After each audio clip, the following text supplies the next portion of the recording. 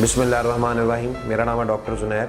अच्छा, ये भाई हमारे उस्मान डिस्कोड से आए हैं, हेयर ट्रांसप्लांट कराया था 7 महीने पहले। तो आज आए हैं अपने बाल चेक करवाने, तो इंशाल्लाह ताला इनकी PRP भी करेंगे। इनको थोड़ी खुश्की का डैंड्रफ का मसला है, तो थोड़ा हेयर फॉल हो रहा था बैक साइड से, तो आज इनको हम मेडिसिन प्रिस्क्राइब करके देंगे और साथ PRP करेंगे। अगर आपने अभी तक हमारे चैनल को सब्सक्राइब नहीं किया तो फ़ौरन सब्सक्राइब के बटन पर क्लिक कीजिए और साथ ही घंटी के बटन को दबाना मत भूलिए ताकि आपको हमारी आने वाली वीडियोस बर वक्त मिल सके। शुक्रिया।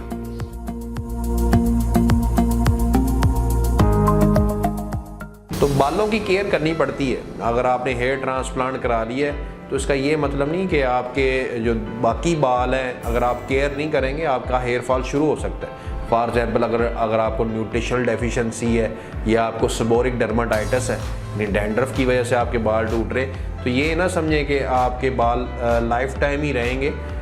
Hair transplanted hair as compared to already present बाल इसके ज़्यादा मजबूत होते हैं, लेकिन केयर फिर भी करनी पड़ती है।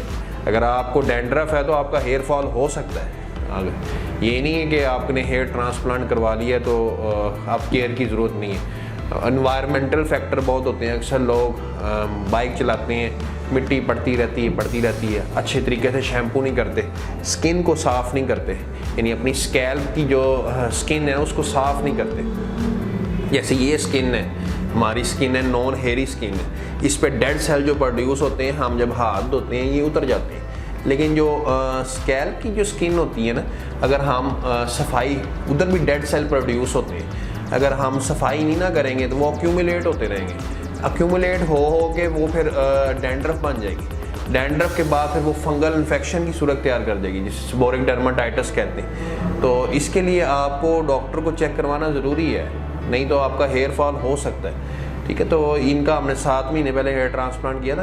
पहली पिक भी हम इंशाल्लाह आपको दिखा देंगे। एक्सीलेंट रिज़ल्ट है, सेटिस्फाइड है, और अब हम इनकी PRP करेंगे, साथ मेडिसिन देंगे। तो इसलिए ये वीडियो बनाने का मकसद है कि आप हर 2-3 महीने बाद डॉक्टर से कंसल्ट करते रहें, चेक करवाते रहें। उससे इंशाल्लाह ताला आपके बाल ठीक रहेंगे, लाइफ टाइम रहेंगे और किसी किस्म का कोई इशू नहीं होगा।